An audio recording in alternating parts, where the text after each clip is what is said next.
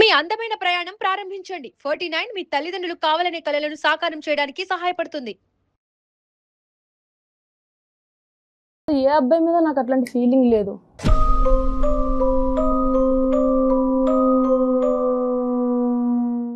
ఏ అబ్బాయిని నేను అట్లా ట్రీట్ చేయలేకపోయినా, ఎవరితో ఓపెన్గా మాట్లాడలేకపోయినాను.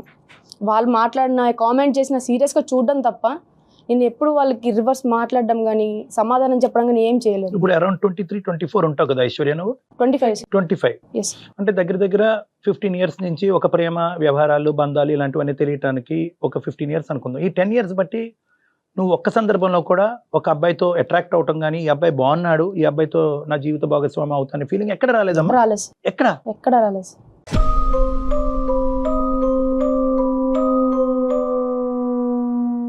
అంటే నేను ఈ అబ్బాయి విషయంలో ఇలా చేస్తానన్నా, లేకపోతే చెప్పినా కదా సార్, ఎవరి మీద నాకు అట్లాంటి ఫీలింగ్ రాలేదు, ఎక్కడా లేదు. ఒకవేళ నా దగ్గర నాలో ఏమైనా ప్రాబ్లం ఉందేమో అని ఒక రోజు నేను నైట్ నన్ను నేను క్వశ్చన్ చేసుకుంటున్నా, నన్ను నేను ప్రశ్నించుకున్న తర్వాత నేను ఎప్పుడైతే హైదరాబాద్ వచ్చి జాబ్ చేస్తున్నానో అప్పుడు మా ఆఫీస్లో ఒక అమ్మాయి జాయిన్ అయ్యారు. చాలా అందంగా ఉంటుంది, టాప్ టు బాటమ్. నాకు చాలా అట్రాక్ట్ అయ్యాను ఆ అమ్మాయికి. ఎందుకో తెలియదు, నాకు అమ్మాయి అంటే ఇంట్రెస్ట్ ఎక్కువైపోయింది, తనతో మాట్లాడాలి, తన పక్కనే ఉండాలి ఇట్లా అనిపించింది. అప్పుడు అనుకున్నా ఇది కూడా తప్పే. అంటే ఇప్పుడు ఉన్న సొసైటీ విషయం తీసుకుంటే, సొసైటీ విషయంలో ఇప్పుడు నేను చేసే తప్పు ఇది కరెక్టా కాదా, నన్ను నేను అంటే ఎన్నో నిద్రలేని రాత్రులు గడిపినాను. నాకు అర్థం కాలేదు అసలు.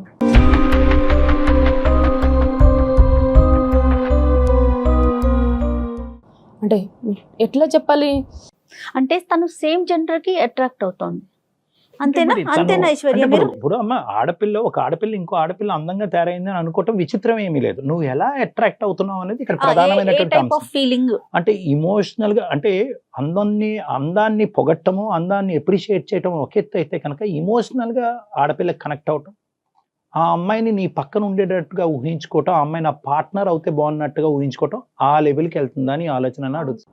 ఒక ఆడపిల్లనైనా నేను ఇంకో అమ్మాయికి అట్రాక్ట్ అవుతున్నాను, ఆమెతో ఉండాలి, ఆమె హక్ చేసుకోవాలి, ఆమెతో నా లవ్ ట్రాక్ నడపాలి అని అనిపిస్తుంది.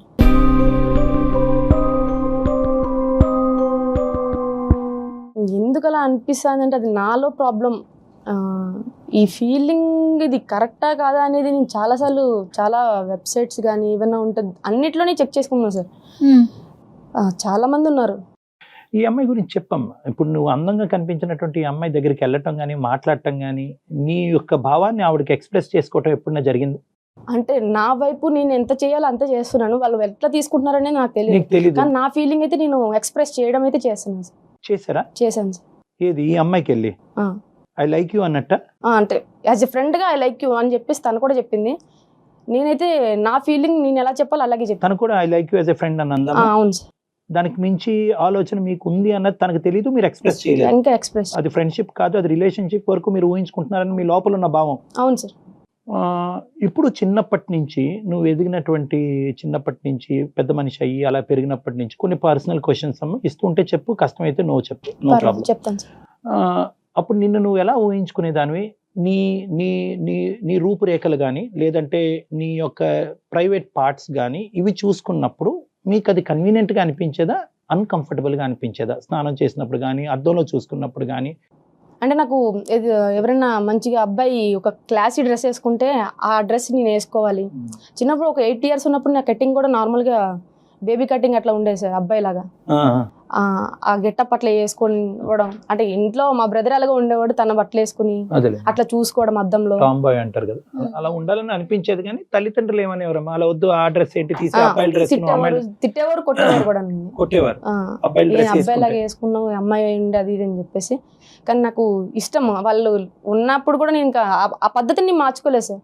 నేనైతే అట్లా నాకు ఇష్టమైనప్పుడల్లా వేసుకోవడము. నేను స్టడీస్ అయిపోగానేనండి, ఎప్పుడైతే ప్రొఫెషనల్ ఫీల్డ్కి అడుగు పెట్టానో అప్పుడు నా గెటప్ మొత్తం నేను చేంజ్ చేసుకున్నా. ఒక అబ్బాయి లాగా, అబ్బాయి యాజ్ ఏ అబ్బాయి ఎట్లా ఉంటాడో నేను నా గెటప్ని అట్లా చేంజ్ చేసుకున్నాను. మీ ఫీలింగ్స్ చెప్పారా ఇంట్లో? చెప్పానండి, మా అమ్మగారికి చెప్పాను. ఏం చెప్పారు? వాళ్ళు ఎప్పుడు వెళ్ళినా ఏదైనా హాలిడేస్కి వెళ్ళి ఏదైనా పండగ ఇయర్లీ వన్స్ కూడా ఒక్కొక్కసారి వెళ్ళానండి. నేను ఇయర్లీ ఒకసారి వెళ్ళాను. అప్పుడు పెళ్లి టాపిక్ తీసుకొచ్చారనమాట. ఒక అబ్బాయి ఉన్నారు, ఇట్లా సంబంధం వచ్చింది, చేసుకో అని చెప్పేసి. అని నేను అన్నా. అప్పుడు నాకు పెళ్లి చేసుకునే ఆలోచన అయితే లేదు, అబ్బాయిని చేసుకునే ఆలోచన అస్సలు లేదు. నాకెందుకు అమ్మాయి అంటే ఇష్టం అని చెప్పేసి చెప్తే పిచ్చి పట్టిందా నీకేమైనా పిచ్చిదానిలా మాట్లాడుతున్నావు అని చెప్పేసి కొట్టి పడేశారు అన్నమాట. నా ఫీలింగ్ నేను ఎక్స్ప్రెస్ చేస్తుంటే అర్థం చేసుకునే సిచ్యువేషన్లో వాళ్ళు లేరు.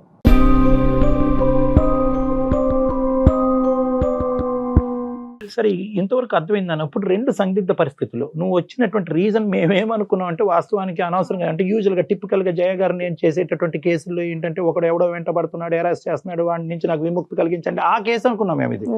ఇది అలా లేదు. ఇప్పుడు 2 సమస్యలు తీసుకొచ్చి మాకు పెట్టావు. Correct me if I'm wrong. ఒకటి, ఈ అబ్బాయి ఇలా వెంటపడేటటువంటి జిగిరిలాగా 10 సంవత్సరాలు పట్టి వెంటపడి నిన్ను బాధ పెట్టి ఆ అబ్బాయి జీవితాన్ని పాడు చేసుకుని శుభ్రంగా ఎంత మంచి అమ్మాయి వచ్చి ఉండేది ఈ పాటికి ఆ అబ్బాయికి ఇది తెలియకుండా ఇది చెప్పవలసినటువంటి బాధ్యత నీ మీద లేదా? చెప్పావా? సరే, ఆ ఫీలింగ్ నాలో ఉందని నేనే కన్ఫ్యూజన్ లో ఉంది.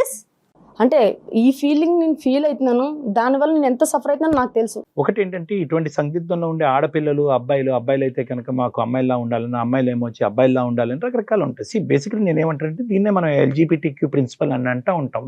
జెండర్ అంటే నేను మగాడినా ఆడదాన్న, అది జెండర్, అది పుట్టుకతో నిర్ణయించబడుతుంది. అది శరీర అవయవాలు బట్టి ప్రైవేట్ పార్ట్స్ బట్టి అది నిర్ణయం చేసుకోవటం జరుగుతూ ఉంటుంది. ఇంకోటి ఏంటంటే సెక్షువాలిటీ అంటే నేను ఎవరికి అట్రాక్ట్ అవుతున్నాను, నేను అబ్బాయినే కానీ నేను అమ్మాయికి అట్రాక్ట్ అవుతున్నానా అబ్బాయికి అట్రాక్ట్ అవుతున్నానా, ఇది యూజువల్గా హార్మోనల్ ప్రభావం వల్ల ఒక వయసు వచ్చాక తేలుతుంది. కానీ ఇది ఖచ్చితంగా ఒక హార్మోన్ టెస్ట్ చేయటం వల్ల తెలియదు. ఇది ఒక ఫీలింగ్, ఒక ఇంటర్నల్ మైండ్కి సంబంధించినటువంటి ఒక ఫీలింగ్. ఆ అమ్మాయి ఈ రోజు ఇంత సందిగ్ధ పరిస్థితిలో మన దగ్గరికి ఎందుకు వచ్చిందంటే కనుక ఆ అమ్మాయికి ఎవరికి చెప్పుకోలేకపోతుంది. చెప్తే కనుక అందరూ హాస్యాస్పదం చేస్తున్నారు, ఏంటి నవ్వుతున్నారు, ఏంటి పిచ్చా నీకేం ప్రాబ్లం వచ్చిందని. అమ్మా ఐశ్వర్య, 2 ప్రశ్నలు అంటే మాకు క్లారిటీ రావటం గురించి. ఆ అబ్బాయికి చెప్పలేదు కాబట్టి మీ ద్వారా చెప్పడానికి ఇక్కడికి వచ్చానని అంటున్నావా, లేదంటే నేను ఎవరు అనే ప్రశ్న వెతుక్కుంటూ మీ దగ్గరికి వచ్చాను అంటున్నావా? 2 సార్. 2. ఏది పెద్దది? నేను ఎవరు అనేది నాకు మెయిన్ థింగ్ సార్. అది ఇప్పుడు నేను ఒక అమ్మాయిలో పుట్టి నాకు అమ్మాయి మీద ఫీలింగ్స్ కలుగుతున్నాయంటే అది నా జన్మతహా వచ్చింది. నేను చేసుకున్న తప్పు కాదు సార్, అది నేను చేసిన తప్పు కాదు అది అస్సలు. అలా నాకు రావడం నేను దాన్ని ఎక్స్ప్రెస్ చేసుకోలేకపోతున్నాను, ఎవరికి చెప్పుకోలేకపోతున్నాను. దానివల్ల నేను ఎంత టార్చర్ అనుభవిస్తున్నా నాకే తెలుసు.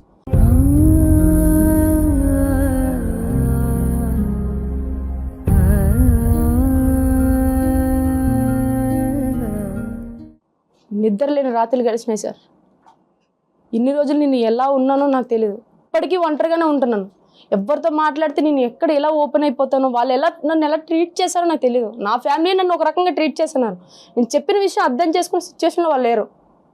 అలాంటిది బయట వాళ్ళు నన్ను ఎలా అర్థం చేసుకుంటారు సార్? నా ఫీలింగ్ ఎలా ఎక్స్ప్రెస్ చేయాలి వాళ్ళకి? 10 సంవత్సరాల నుంచి తిరుగుతున్నాడు వాడికి ఏమని చెప్పాలి సార్? నాకు అసలు చెప్పుకోవడానికి అసలు మాటలే రావట్లేదు సార్. అసలు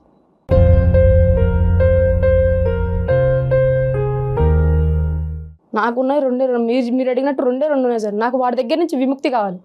ఇంకోటి నేనేంటి అనేది నాకు క్లారిటీ కావాలి. దానికోసమే నేను ఈ ప్రోగ్రామ్కి వచ్చాను. వాడి దగ్గర నుంచి విముక్తి పెద్ద కష్టం కాదమ్మా.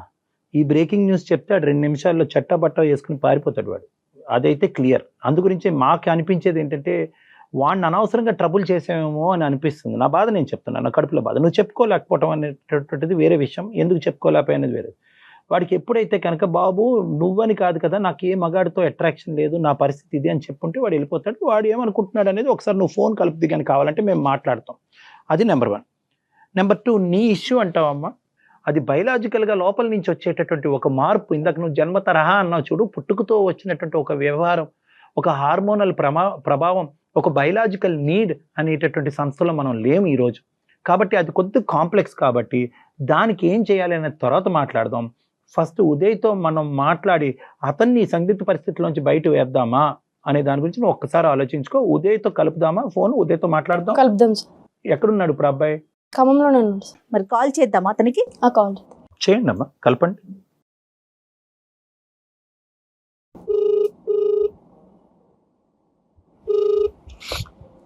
హలో ఐషు, నేనే కాల్ చేసింది. చెప్పవే ఐషు, చాలా రోజులకి. ఎక్కడ ఐషు? నేను నీకు ఒక క్లారిటీ ఇద్దామని చెప్పేసి, నీ నుంచి నాకు విముక్తి కావాలని చెప్పేసి సుమన్ టీవీలో వచ్చే అందమైన జీవితం అనే ప్రోగ్రామ్కి వచ్చాను నేను. ఐషు, ఏం మాట్లాడుతున్నావే నువ్వు? జోక్ తర్వాత కానీ ఎక్కడున్నావు చెప్పు. నేను నిజం చెప్తున్నాను, నేను ఇక్కడే ఉన్నాను. డాక్టర్ గారితో నీకు ఒక క్లారిటీ ఇప్పిద్దామని నేను కాల్ చేసిన. డాక్టర్ గారు ఉన్నారు, ఒకసారి డాక్టర్ గారితో మాట్లాడు. ఐషు ఐషు ఐషు హలో బాబు ఎవరు పేరు? ఉదయ్. ఉదయ్ సార్ ఉదయం సార్, చెప్పండి సార్. ఎవరు? తమ్ముడు good morning. Good morning sir. ఎవరు? ఏంటి సంగతులు? చెప్పాలండి, మీరు ఎవరు ఇంతకి? నేను ఒక డాక్టర్ని, నా పక్కన జయ గారు అని ఉన్నారు, ఒక సీనియర్ యాంకర్ గారు. మేము అందమైన జీవితం అనే కార్యక్రమం నుంచి మాట్లాడుతున్నాము. సార్ నిజమేనా సార్, లేకపోతే అమ్మాయి ఏమన్నా జోక్? లేదు ఆ అమ్మాయి జోక్ వేసినా మాకు అంత ఓపిక లేదులే కానీ సార్ చెప్పండి సార్. ఇప్పుడు మేము ఒక పని మీద చేసాం నీకు. ఓకే, పని ఇంపార్టెంట్, నేను ఎవరు అన్నది కాదు సార్. చెప్పండి. సో కొద్దిగా సీరియస్ గా ఒక 2 నిమిషాలు ఫ్రీగానే ఉన్నావా? చెప్పండి సార్, ఫ్రీగానే ఉన్నా.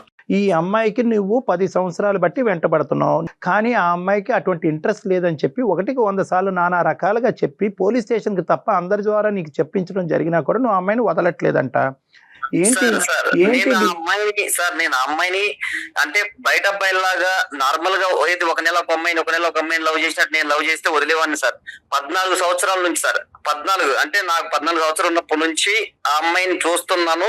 ఆ అమ్మాయి బిహేవియర్ అన్ని తెలుసు. తర్వాత ఆ అమ్మాయి ఎట్లుంటది ఏంటి అనేది ఆ అమ్మాయి మనసులో లవ్ చేశాను తప్ప నేను అమ్మాయిని శారీరకంగా లవ్ చేసినట్టయితే అసలు నేను అమ్మాయిని ఎప్పుడు వదిలేసేవాను సార్. నేను ఇప్పుడు వదలమంటే ఎలా వదులుతాను సార్? ఆ అమ్మాయి మా పెదనాంతో చెప్పిస్తాను, వాళ్ళతో చెప్పిస్తా, వీళ్ళతో చెప్పిస్తాను, నన్ను వదిలి నన్ను ఎందుకు రాయమడి పడుతున్నావు పిచ్చోడు అది నన్ను అంటుంది సార్. కరెక్టే ఉదయ్. నువ్వు లవ్ చేయటం కాదు కదా, అవతల వ్యక్తి నుంచి కూడా ఉండాలి కదా సేమ్. నువ్వంటే నాకు వద్దు అని మొదటి నుంచి ఈ అమ్మాయి అంటుంది. ఎక్కడ నిన్ను డైలమాలోని కన్ఫ్యూజన్ లో పెట్టలేదు. కొంత దూరం ప్రయాణం చేసిన తర్వాత నువ్వు గుడ్ బై అని చెప్పినటువంటి అమ్మాయి కాదు. నీ ప్రేమ ఎంత స్వచ్ఛమైందో ఆ అమ్మాయి ఒపీనియన్ కూడా అంత స్వచ్ఛమైంది. క్లియర్ గా ఉంది కదా. అమ్మాయి ఎక్కడ నీతో డ్రామా ఆడలేదు.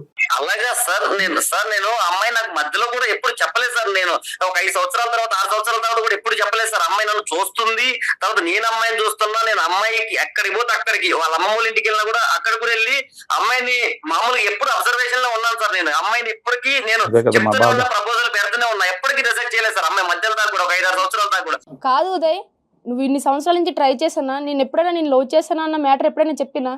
నువ్వు అంటే నాకు ఇష్టం లేదనే కదా చెప్తాను. ఎందుకని నన్ను ఫాలో అవుతున్నావు? ఐషు నేను చెప్పేది ఐషు, నా కోపం తిప్పేది. నువ్వు లవ్ చేస్తున్నావు, నీ కోపం ఏంది? నా కోపం వేస్తుంది. నీ వల్ల నాకు టార్చర్ అవుతుంది. ఐషు నేను ఇష్టం లేదనుకుని నువ్వు ఏనాడు చెప్పలేదు ఇన్ని సంవత్సరాల్లో. ఇష్టం లేదంటే నువ్వు అసలు నాకు అసలు నచ్చలేదని ముందే చెప్పినా కదా. ఇష్టం లేదని చెప్పబడం ఏంది? నువ్వు ఫాలో అయ్యి నీ టైం నువ్వు వేస్ట్ చేసుకుంటున్నావు. నేను తిరిగి నా వెనకాల నేనేమి అడగలే కదా. ఐషు ఒకటి గుర్తుంచుకో ఐషు, ఇప్పుడు నేను పెళ్లి చేయాలంటే మా ఇంట్లో ఎప్పుడో పెళ్లి చేసేవాళ్ళే నాకు. చేసుకోపో, కానీ నేను నిన్ను నమ్ముకొని ఐషు ఎప్పటికైనా నాకు పడతాను ఒక కాన్ఫిడెన్స్ తో నీ అమ్మడి తిరిగిన ఖచ్చితంగా ఈ అమ్మాయి కావాలనుకున్నాడు. నీకు తెలియదు ఐషు, మన క్లాస్మేట్స్ ఎంత ఎమ్మడి పడే వాళ్ళు ఎమ్మటి ఎల్లు వాళ్ళతో ట్రై చేసుకో. అయితే మరి నన్ను వదిలేయమని చెప్తున్నాను నీకు. 10 సంవత్సరాలు నీతో నేను తిరుగుతాను ఐషు. నాకు లేదని చెప్పినప్పుడు నువ్వు వదిలేయాలి కదా. ఎందుకలా నన్ను టార్చర్ చేస్తాను? నీ బాధ ఎక్కువైపోయింది. నా పర్సనల్ నాకు 190 ఉన్నాయి బాధలు. లేదన్న మాట నువ్వు నాకు ఎప్పుడు చెప్పలేదు. నువ్వెందుకు నా ఎంట తిరుగుతున్నావు అని ఏ రోజు కూడా అనలేదు మేడం. ఏమ్మా చెప్పలేదా? నాకు ఇష్టం లేదని చెప్పడం అంటే అదే కదా సార్ అర్థం. దాన్ని వేరే ఎలా తీసుకుంటారు నాకు అర్థం కావట్లేదు. కాదు ఉదయ్, ఇక్కడ ఎలా అనిపిస్తుంది అంటే కనుక ఆ అమ్మాయి నిన్ను దూరం తోసే కొద్దీ నువ్వు దగ్గర అవడానికి ప్రయత్నం చేస్తున్నట్టు అనిపిస్తుంది. ఈ అమ్మాయి సార్, ఇంకొకటి ఈ అమ్మాయిలో నాకు బాగా నచ్చేది ఏంటంటే సార్, నేను ఇప్పుడు ఈ అమ్మాయికి లైన్ వేస్తున్నాను సార్. ఈ అమ్మాయి పర్లేదు, ఈ అమ్మాయి పడుకున్నా కూడా మళ్ళీ అర్థం చెప్పి ఈ అమ్మాయి ఏ ర్యాప్ అయితే తిరగదు. నీ ప్రేమ చాలా స్వచ్ఛమైంది, సిన్సియర్ అయినటువంటిది. కానీ ఇక్కడ ఉండేటటువంటి సమస్యలో ఇంకొక యాంగిల్ కూడా ఉంది. ఆ అమ్మాయి ఇప్పుడు వచ్చి నీకు అది చెప్పలేకపోయింది ఆ అమ్మాయి. ఇప్పుడు ఆ యాంగిల్ గురించి ఇప్పుడు ఆ అమ్మాయిని మేము చెప్పమంటాం. అది విన్న తర్వాత నువ్వేమంటావో ఒకసారి ఆలోచించుకో. అరే ఏం మాట్లాడుతున్నావురా? నాకున్న పర్సనల్ ప్రాబ్లం నాకు ఎక్కువ, లేకపోతే నీ ప్రాబ్లం నాకు ఎక్కువ అనుకోవాలా? నీ టార్చర్ ఎక్కువైపోయింది. నాకు నీ నుంచి విముక్తి కావాలని చెప్పేసి నేను ఈ ప్రోగ్రామ్కి వచ్చింది. ఐషు ఏదన్నా ఉంటే నువ్వు రా, పర్సనల్ మనం కూర్చొని మాట్లాడదాం. ఏంటి మాట్లాడేది? నాకు అసలు నిన్ను చూడాలంటేనే చిరాకు వస్తుంది నువ్వు చేసిన ప్రవర్తనకి. నేను ముందు నుంచే చెప్తున్నా, నాకు నచ్చలేదు, నాకు వద్దని చెప్తున్నప్పుడు నీ పని నువ్వు చూసుకో. ఎందుకలా నాకు టార్చర్ చేసిన ప్రతిరోజు ఫోన్లు, కాళ్ళు, మెసేజ్లు ఏంటి అన్ని నాకు? ఒకసారి డాక్టర్ గారికి ఏంటి ఐషు? లేదా నేను ఇక్కడే ఉన్నావు, అందరూ స్పీకర్ లోనే ఉన్నావు. కానీ ఉదయ్ సార్ ఒకటి సార్, మీరు ఏదైనా చేయండి సార్, కానీ నాకైతే న్యాయం చేయండి. నాకైతే ఆ అమ్మాయి కావాలి సార్. అమ్మాయిని ఖచ్చితంగా నేను పెళ్లి చేసుకోవాలి సార్. నువ్వు ఎక్కడ దొరికే బాబు? నువ్వు అది కాదు, నువ్వు ఒక మాట అమ్మాయి అంది ఇక్కడ. ఏంటి నీ పర్సనల్ ప్రాబ్లం, నా పర్సనల్ ప్రాబ్లం కూడా అన్నట్టు అడగాలి. ఫస్ట్ అడుగు ఆ మాట. ఏంటి తన పర్సనల్ ప్రాబ్లం అని అడుగు. అది తెలుసుకో ముందు సార్. దానికి నేను అగ్రీ సార్. ఐషు చెప్పు, నీ పర్సనల్ ప్రాబ్లం ఏంటో చెప్పు ఐషు. ఏదన్నా సొల్యూషన్ అంటే నేను కూడా ఖచ్చితంగా ఇద్దరం కలిసే చేద్దాం. నీకు ఆ క్లారిటీ ఇవ్వడానికి నేను ఈ ప్రోగ్రామ్కి వచ్చాను. అసలు నా పర్సనల్ ప్రాబ్లం ఏంటి అంటే, నాకు నీ మీదనే కాదు, నీ చుట్టూ ఉన్న అబ్బాయిల మీద, నాకు ఎవ్వరి మీద కూడా ఎటువంటి ఫీలింగ్ లేదు. నాకు అబ్బాయిల మీదనే ఫీలింగ్ లేదు.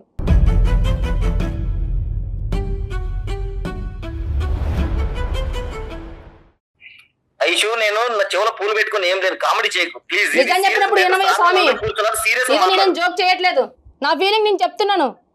నీ ఫీలింగ్ కాదా ఐషు? అదేంటి అసలు అర్థం పర్థం లేకుండా ఏం మాట్లాడుతున్నావు ఐషు? డాక్టర్ గారు నేను చెప్పినా కదండి, నేను చెప్తే నమ్మరు, అందుకని మీరే వాడికి ఒక క్లారిటీ ఇస్తే నాకు ప్రశాంతంగా ఉంటది వాడి దగ్గర నుంచి.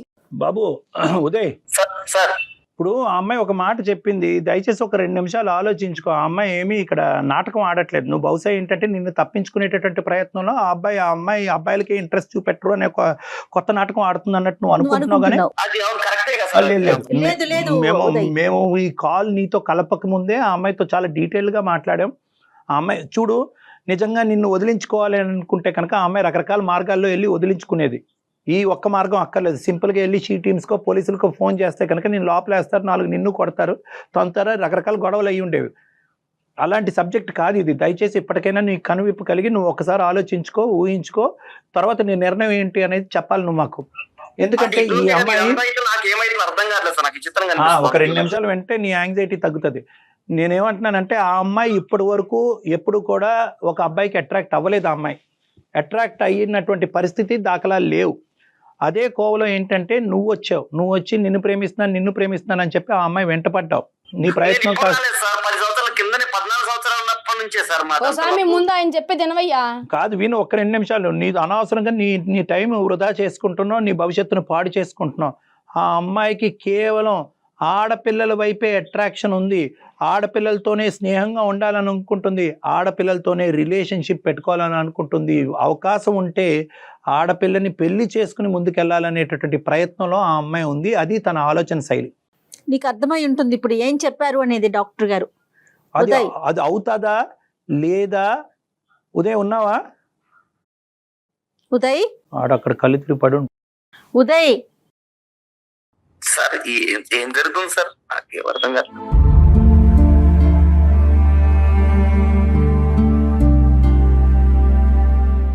ఇది నిజం, ఇది వాస్తవం. ఇది నీకు వినటానికి ఇంత కష్టంగా అనిపించినప్పుడు ఆ అమ్మాయి ఫస్ట్ టైం తన లైఫ్ లో ఇది రియలైజ్ అయ్యి ఇందులోంచి నేను ఎలా గట్టెక్కాలి, నేను ఎవరిని అనేటటువంటి రకరకాల ప్రశ్నలు వెతుక్కుంటూ ఈ రోజు మా ఎదురుగుంటూ కూర్చుని ఈ సందిగ్ధ పరిస్థితుల్లో మీరు ఒక సమస్యకి పరిష్కారం చెప్పకపోతే కనుక నేను సూసైడ్ చేసుకుంటాను, కానీ దానికంటే ముందు నా వెంట పడేటటువంటి ఈ అబ్బాయికి అసలైనటువంటి వాస్తవాలు మీ ద్వారా తేల్చుకుని అతని దగ్గర నుంచి నేను దూరం పడితే కనుక ఆ తర్వాత నా సంగతి ఏంటో తేల్చండి అని చెప్తుంది అనమాట. అది ఈ రోజు ఉన్న పరిస్థితి.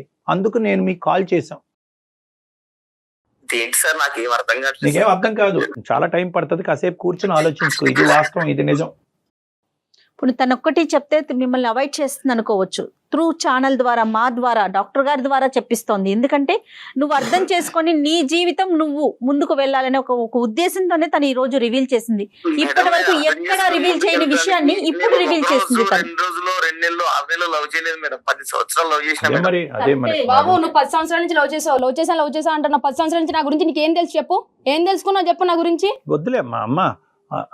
ఐషు ఒక్క నిమిషం. ఇప్పుడు వరకు మాట్లాడింది ఒక పద్ధతి, ఇప్పుడు అబ్బాయి పరిస్థితి కూడా దయచేసి అర్థం చేసుకో. మన అందరం ఇలాగా చెప్తుంటే ఎక్కడ అర్థం చేసుకుంటున్నాడు. ఐషు ఒక్క నిమిషం అమ్మా. కొన్ని ప్రేమలు గుడ్డివమ్మా. అతను నిన్నేం హెరాస్ చేయలేదు, టార్చర్ చేయలేదు, నిన్ను ఇబ్బంది పెట్టలేదు. కేవలం ఏంటంటే పదే అది వ్యక్తపరుచుకున్నాడు, వెయిట్ చేశాడు. ఎప్పటికైనా నువ్వు ఎస్ చెప్తావు అనే ఆస్తి ఇప్పటికీ కూడా వెయిట్ చేస్తున్నాడు. నాకు తెలిసి ఇతనున్న అతని క్యారెక్టర్ కి ఇంకొక 10 ఏళ్ళైనా వెయిట్ చేస్తాడు ఈ విషయం తెలియకపోతే. నిన్ను వెంట పట్టడం అనేది ఒక పిచ్చితనం అంటావా, పిచ్చి ప్రేమ అంటావా పక్కన పెడదాం. ఇప్పుడున్న పరిస్థితిని ఎలా డైజెస్ట్ చేసుకుని ఏమంటాడో చూద్దాం ఒకసారి. ఏమంటావు ఉదయ్? సార్ ఐషు నన్ను 10 సంవత్సరాల తర్వాత పిచ్చోని చెప్తా అనుకోలేదు సార్. నేను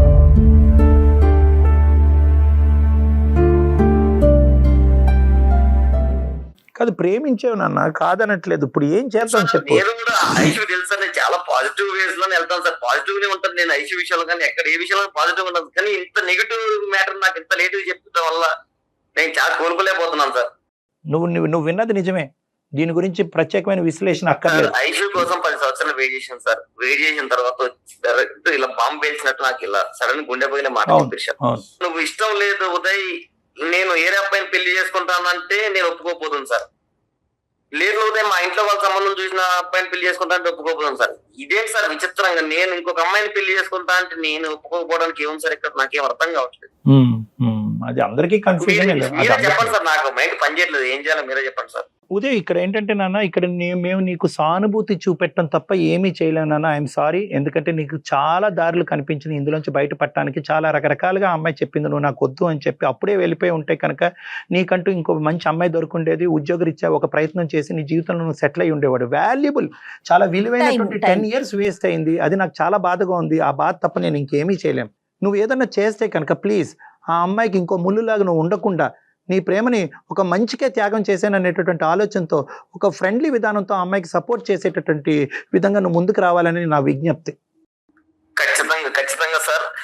ఈ 10 సంవత్సరాలు నా టైం వేస్ట్ అయినా ఎలా అయినా నేను దాన్ని అన్నింటి పక్కన పెట్టి ఈ రోజు అమ్మాయి ఏదైతే చేయాలనుకుంటుందో దాన్ని ఖచ్చితంగా నేను సపోర్ట్ చేస్తాను సార్. ఈ అమ్మాయి కోరికలు ఎలాగున్నప్పుడు మనం ఏం చేయలేం సార్. ఖచ్చితంగా నేనైతే అమ్మాయికి సపోర్ట్ చేస్తాను సార్. ఐషు, నా సపోర్ట్ నీకు ఎప్పటికీ ఉంటుంది ఐషు. నేను సార్ వాళ్ళ ముందు చెప్తున్నా, మన తర్వాత నేను ఇబ్బంది పెట్టే ప్రసక్తి కూడా ఏది ఉంటుంది ఐషు. ఖచ్చితంగా సపోర్ట్ చేస్తాను. Thank you Uday, thank you so much. Thank you Aishu, love you. ఇంకా లవ్ యూ అంటాడు. కాదు ఇష్యూ, ఇప్పుడున్న పరిస్థితుల్లో ఒక ఇష్యూ అయితే మేము రిజాల్వ్ చేసాము. ఇప్పుడు ఏంటంటే ఎవరైతే నీకు పక్కలో బల్లం అంటారో ఏమంటారో నాకు తెలియదు, కానీ కాళ్ళలో ఒక ముళ్ళు అంటారో ఆ ముళ్ళును కాస్త నీకంటూ ఒక చేదోడు వాదోడుగా ఒక సపోర్ట్ కింద ఈ అబ్బాయిని మేము తయారు చేయగలిగాము. నెంబర్ 2, ఇప్పుడు ఈ అంశం గురించి మాట్లాడితే ఇందులో 2 రకాల కేటగిరీస్ ఉంటాయి. ఓకే, ఒకటి హోమోసెక్షువాలిటీ, రెండోది బైసెక్షువాలిటీ. నాకు సేమ్ సెక్స్తోనే ఎక్కువ అనిపిస్తుంది, అంటే ఒక ఆడపిల్లకి ఆడపిల్లతోనే, అబ్బాయితోనే అనిపిస్తుంది. ఈ ఒక విధంగా అంటారు. ఇది ఓన్లీ అట్రాక్షన్ వరకు. కొంతమంది ముందుకు వచ్చి ఏమంటారంటే, నాకు పూర్తిగా నేను అమ్మాయినైనా అబ్బాయిలా మారిపోవాలని అనిపిస్తుంది, నా అవయవాలు, నా గొంతుక, నా రూపురేఖలు అన్నీ మార్చుకోవాలని అనిపిస్తుంది. సో నాకు నువ్వు చెప్పవలసింది ఏంటంటే, నీ బాడీ పార్ట్స్కి నువ్వు ఎలా అయితే ఉన్నావో అది కూడా మార్చుకోవాలనేటటువంటి తపన కోరిక నీకుందా? లేదంటే కేవలం నేను ఎలా అయితే ఉన్నానో అలాగే ఉంటాను, ఒక ఆడపిల్లలాగే ఉంటాను, కానీ ఒక ఆడపిల్ల వైపు అట్రాక్ట్ అవుతున్నాను కాబట్టి ఆడపిల్లని పెళ్లి చేసుకుంటాను, ఒక ఆడపిల్లతో శారీరక పరమైనటువంటి సుఖాన్ని ప్రయాణాన్ని కొనసాగిస్తాను అనేదా? ఈ రెండిట్లో ఏది? రెండు అనుకుంటున్నాను. రెండు అనుకుంటున్నారు. రెండు అంటే సాధ్యమా కళ్యాణ్ గారు? ఒకటమ్మా, జెండర్ ట్రాన్స్ఫర్మేషన్ అంటే నువ్వు ఆడపిల్లవి కంప్లీట్గా అబ్బాయిలా మారటం అంటే కనుక చాలా పెద్ద ప్రక్రియ. అన్ని హాస్పిటల్స్, అన్ని డాక్టర్స్, ప్రత్యేకంగా మన ఇండియాలో దాన్ని ఏకీభవించరు. దానికి చాలా సర్టిఫికేషన్ ప్రాసెస్ అనేది ఉంటుంది. అంటే ఒక సైకాట్రిస్ట్ సర్టిఫై చేయాలి, ఈ అమ్మాయి నిజంగా ఇలాగే ఆలోచించుకుంటుంది, ఇలాగే ఊహించుకుంటుంది అని చెప్పి ఒక సైకాట్రిస్ట్ సర్టిఫై చేయాలి. కంప్లీట్గా ఒక అబ్బాయి తీరులో, అంటే టెక్స్ట్ బుక్ బట్టి నేను చెప్తున్నాను, ఒక అబ్బాయి లాగా 1 సంవత్సరం పాటు మీరు బతకాలి. అంటే అబ్బాయి బట్టలు వేసుకుని, ఆ అబ్బాయి చేసేటటువంటి షాపింగ్లు చేస్తూ, ఒక అబ్బాయి లాగే ఉంటూ, ఈ విధంగా 1 సంవత్సరం పాటు ప్రయాణం చేసి ఒక అబ్బాయి పాత్రని మీరు పూర్తిగా ఎటువంటి మనోవేదన లేకుండా మీరు ఉండగలుగుతున్నారా లేదా అనేటటువంటిది మీరు నిరూపించుకోగలగాలి. అలా నిరూపించుకుంటే, ఎందుకంటే ఇటువంటి సమస్యల్లో ఏంటంటే అమ్మాయి కింద, అబ్బాయి కింద మారిపోవడం చాలా కష్టం అమ్మ. ఎందుకంటే ఒకసారి మారిన తర్వాత ఇదేంటి సార్ నన్ను అబ్బాయి కింద మార్చేశారు, నేను అమ్మాయి కిందే ఉంటే బాగుండేదేమో అనేటటువంటి తిరిగి ప్రశ్న అడిగితే కనుక అది రివర్సిబుల్. ఒకసారి డ్యామేజ్ అయిందంటే అంటే అది డ్యామేజ్, అంటే ఒక సర్జరీ అయిందంటే మళ్ళీ ఇర్రివర్సిబుల్. అది నువ్వు ఖచ్చితంగా బల్లగుద్ది ఒక మాట అంటున్నావు కాబట్టి ఇక్కడ ప్రధానంగా కావాల్సింది ఏంటంటే నీకు సపోర్ట్ సిస్టమ్ కావాలి, ఫ్యామిలీ సపోర్ట్ కావాలి. వాళ్ళకి అర్థమయ్యేలా చెప్పాలి సార్. Yes, exactly. మీరే చెప్పాలి వాళ్ళకి అర్థమయ్యేలా. నాకు ఒకటి అనిపించిందమ్మా, ఫస్ట్ ఆఫ్ ఆల్ ఏంటంటే నేను నీతో మాట్లాడాలి, జెండర్ మార్చుకోవాలా లేదంటే ఒక వ్యక్తితో ప్రయాణం చేయాలా అనేటటువంటి 2 అంశాలు విడమర్చి మనం మాట్లాడుకుని కౌన్సిలింగ్ చేసిన తర్వాత మీ ఫ్యామిలీ మెంబర్స్ని మనం పిలుద్దాం. నా దగ్గర పిలిపించుకుంటాను, నేను పిలిపించుకుని, ఇది ఎందుకంటే అంత ఈజీగా మీ అమ్మాయిని చేసుకుంటుందంట, మీ అమ్మాయి అబ్బాయిలా మారుతుందంటే కనుక వాళ్ళు చాలరే బాబు నీకు దండం పెడతావు ఏం చెప్తున్నా అంటారు. దీన్ని సైంటిఫిక్ బేసిస్ మీద వాళ్ళకి ఎక్స్ప్లెయిన్ చేయవలసినటువంటి అవసరం ఉంది. ఎందుకంటే కనుక ఆ జనరేషన్ వాళ్ళకి, ఈ జనరేషన్ కొద్దిగా పర్లేదు, కానీ ఆ జనరేషన్ అంటే మీ తల్లిదండ్రుల జనరేషన్ వాళ్ళకి కొద్దిగా ఈ అంశం అర్థం అవటం, ఎంత సైంటిఫిక్గా ఎక్స్ప్లెయిన్ చేసినా కూడా ఇది కల్చర్ వర్సెస్ సైన్స్, ఈ రెండిట్ల మధ్యన జరిగేటటువంటి యుద్ధం కాబట్టి వాళ్ళకి విడమర్చి చెప్పేటటువంటి విధానం చాలా సున్నితంగా, నాజుగ్గా, సైంటిఫిక్ బేసిస్ మీద మాట్లాడవలసినటువంటి అవసరం ఉంటుంది. ఒకప్పుడు నువ్వు ఇదే పరిస్థితిలో కంటిన్యూ అవుతే కనుక నీ జీవితానికి ఎటువంటి పరిణామాలు వస్తాయి అనేటటువంటిది ఒక అంశము. రెండోది ఏంటంటే వాళ్ళ ఆడపిల్లని ఈ విధంగా చూడటం అనేటటువంటిది వాళ్ళ ఇష్టం ఒకటే కాదు, వాళ్ళు వెళ్ళి 4 మధ్యన బతకాలి ఈ సమాజంలో, వాళ్ళ పరిస్థితి ఏంటి అనేటటువంటిది అది కూడా నేను అర్థం చేసుకుని యూ వర్సెస్ దెమ్ అనేటటువంటిది బ్యాలెన్స్ చేసి మాట్లాడతాను. కానీ దానికంటే ఫస్ట్ స్టెప్ ఏంటంటే అసలు నువ్వు ఏ స్థాయిలో ఈ ఆలోచనలో లీనమయ్యో, ఏ స్థాయిలో మారాలి అని అనుకుంటున్నావు, ఏ స్థాయిలో ఒక ఆడపిల్లని పెళ్లి చేసుకుంటున్నావు అనేది ఫస్ట్ నా కౌన్సిలింగ్ ద్వారా మనం అసెస్మెంట్ చేసుకోవాలి. సో మనం పర్సనల్ గా ఒకసారి కలుద్దాం తల్లి, ఓకే సార్. ఓకేనా?